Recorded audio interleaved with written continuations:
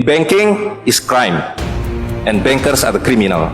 Rp1.000 yang dulu bisa dipakai untuk membeli 50 kg emas pada tahun 46 ketika pertama kali diberikan rupiah, hari ini diberikan tukang parkir pun tidak mau.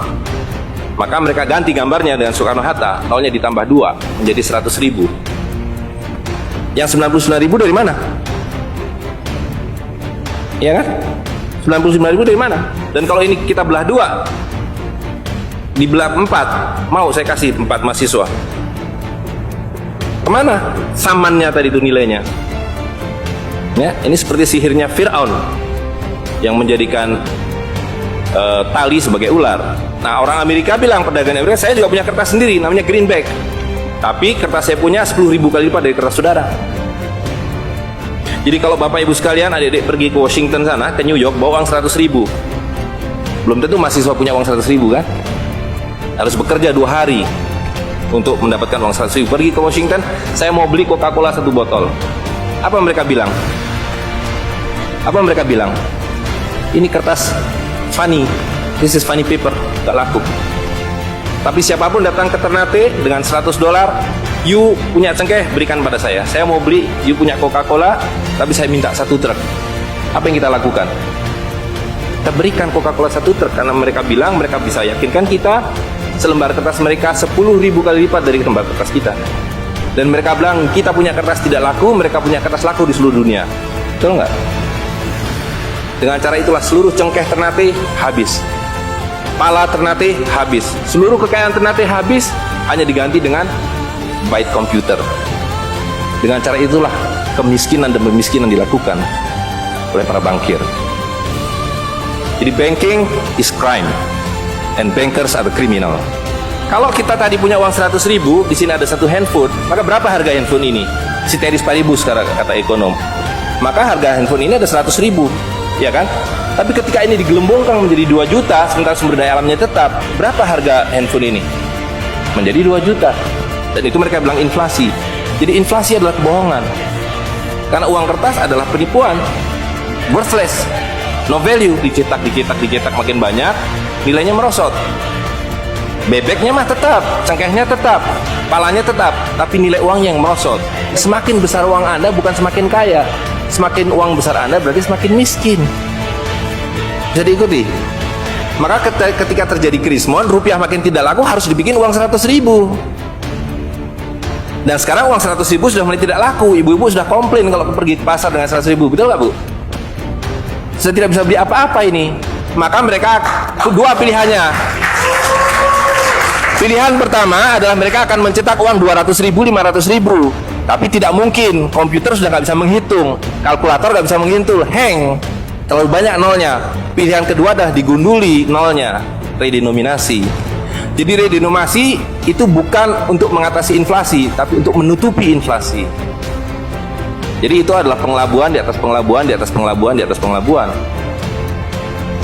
Uang 100.000 ini dulu ketika Pak Harto masih berkuasa menjelang jatuh itu, kalau dibelikan telur dapat 50 kilo. Masih ada yang ingat gak Bu? Kali ibu-ibu ingat pasti. 1 kilo telur harganya Rp2.000. Begitu Pak Harto jatuh, dibilang ini gara-gara krismon, uangnya sama, walaupun ini belum ada waktu itu, karena ini masih 50.000 aja udah besar waktu itu. Uang yang sama dengan telur yang sama, tiba-tiba dibawa ke pasar, saya mau beli telur. Bu, hari ini tidak dapat 50 kilo lagi, hari ini cuma dapat 13 kilo. Karena daya belinya telur sekarang 7.500. Dan hari ini kalau di pasar Ternate berapa Bu harga telur sekilo?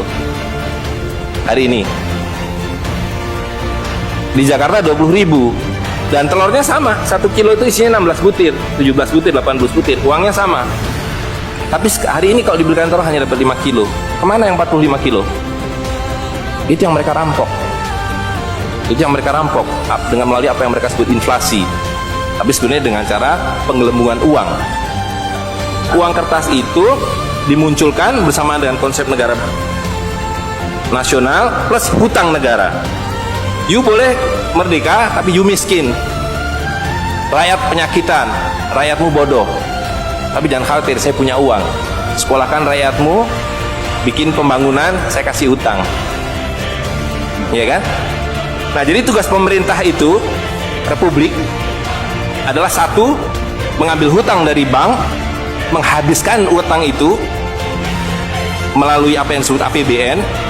Lalu dulu mereka tanya, jadi bagaimana saya membuat APBN? Jangan khawatir, sekolahkan anak-anak pintar kamu ke Berkeley, ke Chicago, ke Harvard. Mereka dididik untuk membuat pembangunan. Lalu dikasih paket hutang dan diajari kalau nggak bisa kirim konsultan seperti John Perkins dan sejenisnya. Lalu ada satu pertanyaan, bagaimana kami membayar hutang kami kalau begitu? Mereka bilang, you punya 200 juta rakyat, pajaki rakyat kalian.